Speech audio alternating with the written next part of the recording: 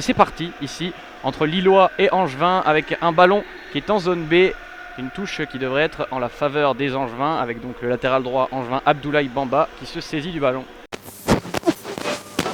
Alors que là c'est une belle situation pour les Angevins qui peuvent accélérer, qui se retrouvent à 25 mètres du but dans une belle frappe. Oh, c'est dommage, c'est bien contré là de la part de Thiago Diallo qui a contré cette belle frappe jusqu'au danger qui a bien failli inquiéter pour la première fois Mike Maignan. Ouais, le ballon qui avait bien été amené sur Pereira Lage, qui était plutôt démarqué sur le côté gauche, qui était rentré intérieur, venu proposer une bonne solution. Il reçoit un bon ballon et il veut frapper. Donc on sent qu'il veut un petit peu l'enrouler, qu'il veut essayer d'aller tromper Maignan sur sa gauche, mais c'est contré par un Lillois et donc ça fait un bon corner après le coup franc qui est intervenu il y a quelques secondes. Deuxième situation de coup de pied arrêté et c'est en faveur des Angevins. Les Angevins, Charlie, qui sont plutôt en verve cette saison sur les corners. Oui, on a ce soir deux équipes assez opposées sur les corners. Angers qui marque le plus de buts en Ligue 1 sur corner et Lille qui est l'équipe qui en concède le plus. Et le corner, il est pas trop mal tiré, il est pour Diony, il arrive plein axe et Yilmaz s'est retrouvé, non c'était pas Yilmaz, c'était Tcheka qui s'est retrouvé à protéger ce ballon et le ballon finalement repart totalement à l'opposé avec un nouveau corner, une nouvelle fois pour les Angevins et c'est Fulgini qui avait frappé le coup franc tout à l'heure qui va partir le tirer. Nouvelle situation donc pour les Angevins, il y a eu un petit danger qui a plané sur la défense lilloise. Et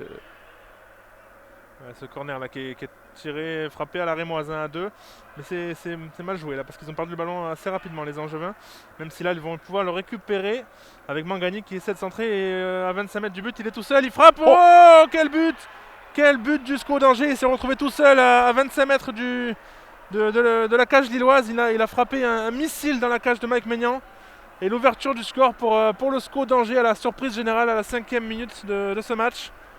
But assez inattendu, c'est un but de Romain Thomas. On était un petit peu devant la surface. Et alors non, c'est Thomas ou c'est Pereira? Oui, c'est Thomas qui a marqué. J'avais une petite hésitation parce que c'est vrai que c'est un défenseur central qui n'est pas forcément habitué à frapper, qui n'est peut-être pas celui qui inscrit le plus de buts. Je crois qu'il a marqué un but cette saison, c'est son deuxième but de la saison à Romain Thomas. Et là, il est devant le rond qui est juste devant la défense centrale, enfin la surface de réparation. Et Thomas, il envoie une frappe assez surprenante. On voit que Maignan est mystifié, Maignan ne bouge pas. Un ballon qui est contré quand même a priori. C'est pas une frappe si limpide que ça, c'est un ballon qui va tromper Maignan sur sa gauche. Maignan qui est surpris et qui ne bouge pas, qui laisse ce ballon filer et qui permet aux Angevins d'ouvrir le score. Il se retrouve avec latéral droit Abdoulaye Bamba qui tente un centre, mais le centre il est contré. Tcheka semblait vouloir protester auprès de monsieur l'arbitre, mais monsieur l'arbitre n'est pas dupe. Il siffle donc bien un corner et le corner, le premier, il avait donné lieu à la première situation très dangereuse qui avait même permis l'ouverture du score des Angevins. Donc on va surveiller ce corner de très près parce que ça va être une nouvelle fois une occasion en or pour les Angevins. Le corner il va être frappé là-bas sur le côté droit. On est en zone B. Oui, on le rappelle, 5 buts inscrits sur corner pour les Angevins depuis le début de saison, c'est le meilleur total en Ligue 1. Donc effectivement, c'est un domaine et un secteur que les Lillois ont dû travailler cette semaine en entraînement. Alors que le corner est frappé, justement, il est bien frappé. Et ça fait c'est le but. C'est le but, c'est le doublé pour Romain Thomas, il me semble, sur ce corner. Et oui, c'est un deuxième but pour le défenseur angevin. Après ce corner très bien frappé dans les 6 mètres de Mike Maignan, et il s'est élevé au-dessus de tout le monde. Il a smashé sa tête et a touché la barre avant que le ballon rentre. Et ça fait donc 2-0 à la surprise générale, encore une fois, ici au stade Pierre-Mauroy. Incroyable surprise, Romain Thomas qui se retrouve à peu près au niveau du point de pénalty et qui va prendre le meilleur sur son vis-à-vis pour aller marquer ce deuxième but angevin. C'est la surprise complète ici, il y a Christophe Galtier qui semble un petit peu vouloir remobiliser ses troupes, il tape dans les mains. Stéphane Moulin lui doit aborder ça avec plus de sérénité forcément. Ça fait 2-0, quelle surprise ici, 10 minutes de jeu, 2-0 pour le SCO d'Angers face au LOSC. C'est David là qui est dans le cœur du jeu, qui va pouvoir décaler justement là-bas côté gauche.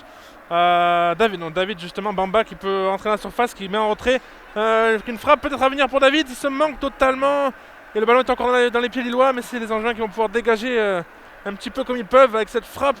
Encore une fois de André, mais qui ne donnera rien. Il n'aurait pas dû contrôler Jonathan David là-dessus, il avait une superbe situation. Il avait eu une instigation d'action par Jonathan Iconé qui avait servi Bamba sur le côté gauche, c'était revenu plein axe et il y avait vraiment de l'espace pour David qui a contrôlé Dieu sait pourquoi. Et le ballon qui se retrouve en touche côté droit avec Thiago Diallo, on est en zone D. incompréhension là, Jonathan David qui parfois est un joueur qui sait se montrer très efficace dans les derniers mètres, mais là vraiment il est passé à côté d'une occasion, Jonathan David. Ouais, c'est dommage, là il était dans la surface. Alors il n'était pas seul, hein, évidemment, il était bien pris au marquage par des Angevins. Mais c'est dommage, il s'est retrouvé face au but, il aurait dû frapper plus vite. Hein, après, on parle quand même ici d'un joueur qui a un petit peu de mal hein, depuis le début de saison, avec seulement 2 buts. Lui qui a été recruté comme étant la recrue la plus chère de l'histoire du LOSC, on le rappelle cet été. Donc c'est pas facile d'assumer forcément ce statut très vite dans l'effectif, mais voilà, c'est un joueur qui n'est pas forcément en confiance. Ouais, les Lillois font face à un bloc angevin très resserré dans l'axe, hein, avec une grosse concentration de joueurs dans l'axe du terrain, ce qui empêche les joueurs un peu créatifs comme Iconé ou même Bamba de venir repiquer dans l'axe. Alors que cette fois-ci, justement, Iconé a un petit peu de temps, un petit peu d'espace. Il trouve justement David à 25 mètres du but, qui est de dos au but, qui passe par André. André qui manque sa passe justement là-bas au côté gauche. Et le ballon récupéré par les Angevins, pas pour longtemps, puisque Reynildo peut mettre à David dans la surface. David qui donne un ballon à Yilmaz. Yilmaz qui a un petit peu de temps, il va peut-être frapper.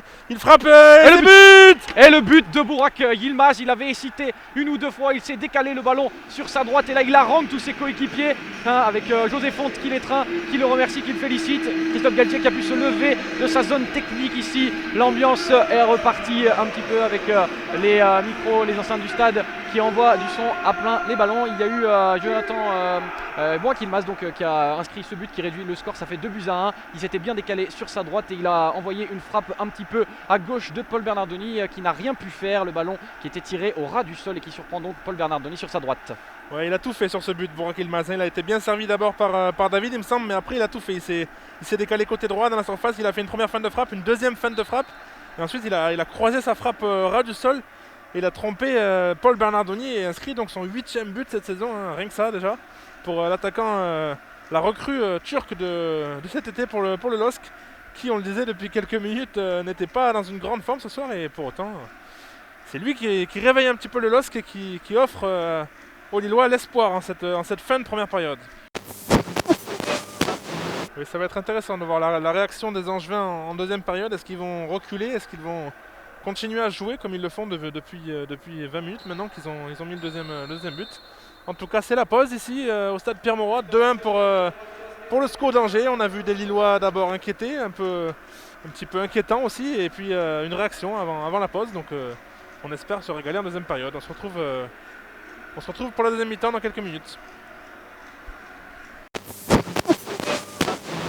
Oui, c'est Fonte qui avait cherché d'un ballon un petit peu hasardeux son coéquipier, le latéral gauche Reynildo, et ça a permis aux Angevins de récupérer le ballon avec Mangani qui aurait pu aller trouver son ailier droit. Non, c'était Lassana Koulibaly qui avait complètement décroché et qui s'était retrouvé en position d'ailier droit. D'ailleurs, il y a un petit peu de mal à revenir et Yilmaz se retrouve dans l'axe avec un joli 1-2 qu'il propose avec David, et on se retrouve sur le côté droit avec Jonathan Iconé qui remet dans l'axe à Burak Yilmaz. Le ballon est récupéré par les Angevins. Nouvelle opportunité avec Thiago Diallo qui donne à Jonathan David, et super barré sur sa ligne de Paul Bernardoni, mais l'arbitre siffle une faute.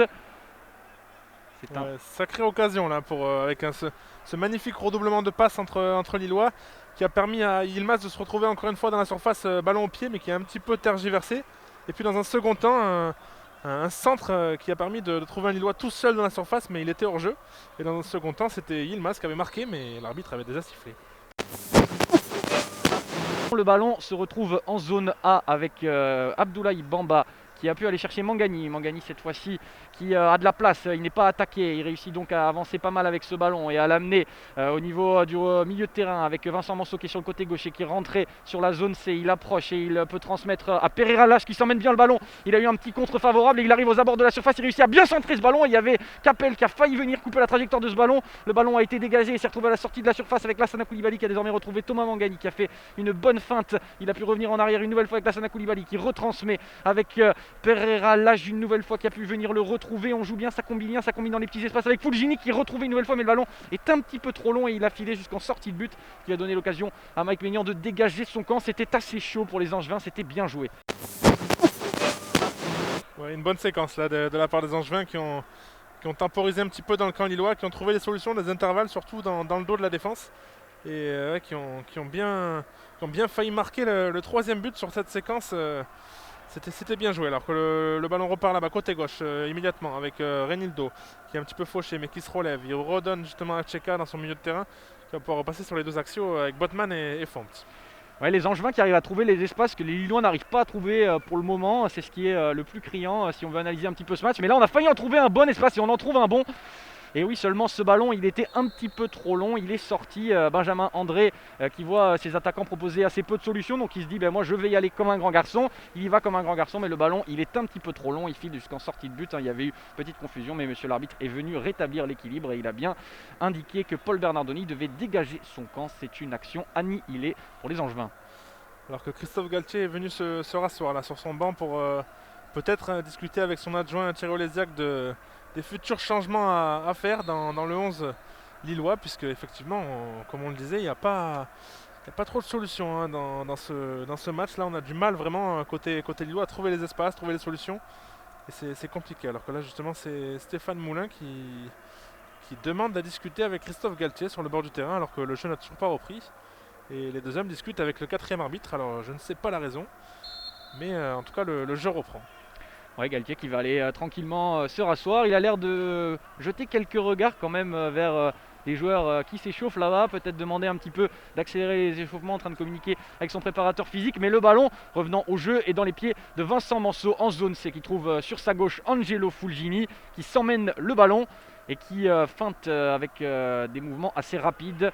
Ce qui n'a pas donné d'occasion non plus. On s'est retrouvé un petit peu en retrait avec Vincent Manceau qui cherche en l'air Pereira Lage, mais face à lui il a l'athlétique José Fonté. C'est compliqué de faire des différences dans les airs face à José Fonté. Le ballon cette fois-ci est en faveur des Lillois. Il est parti et c'est Yilmaz qui a tenté une énième remise un petit peu biscornue. C'est un peu la spécialité maison pour Burak Yilmaz. Il a un petit peu de mal à concrétiser en général. Le ballon cette fois-ci dans les pieds angevins en zone C.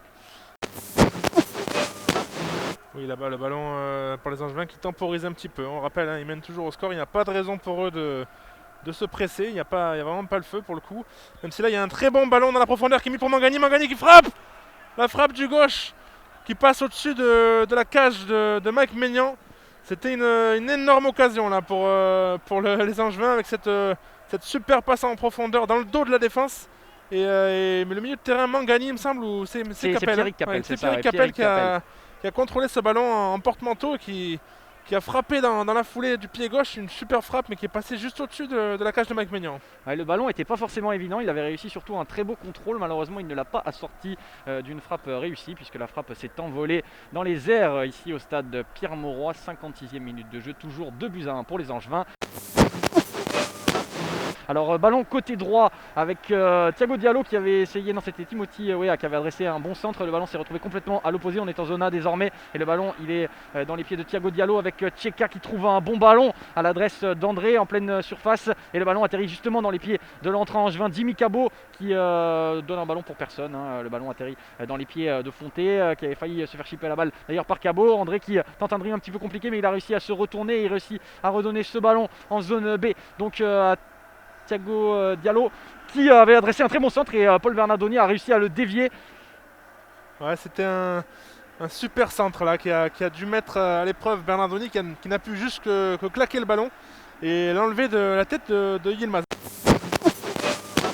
Avec désormais un ballon qui est dans les pieds de Timothy Weah qui avance, qui réussit une bonne feinte où il se remet en retrait. Il transmet à son latéral droit Thiago Diallo qui trouve plein axe Jonathan Bamba qui a trop pris son temps et tellement perdu son temps qu'il avait failli gâcher l'occasion de son équipe. Heureusement, monsieur l'arbitre est venu siffler un coup franc en sa faveur. Ça va donner une opportunité aux Lillois à une vingtaine, quasiment trentaine de mètres du but. Plein axe peut-être pour Burak Yilmaz, un bon coup franc. Ouais, une bonne opportunité et il a déjà pris le ballon en main. Burak Yilmaz, personne cette fois-ci ne va pouvoir lui prendre cette chance-là, ce bon coup franc à une petite trentaine de mètres de la cage de Paul Bernardoni.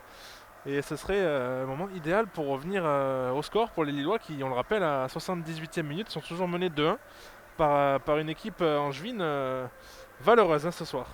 Ouais, la dalle angevine qui paye pour l'instant 2-1, mais les Angevins sont parfois acculés même s'ils arrivent à se procurer des occasions. Et là, Burak Yilmaz a pris un sacré élan, facilement 3 mètres. Il va peut-être aller pouvoir abattre une frappe de buffle. Le Turc, on va voir ça. Seul Turc présent sur le terrain ce soir, puisqu'on rappelle que Yazidje et Selik sont absents.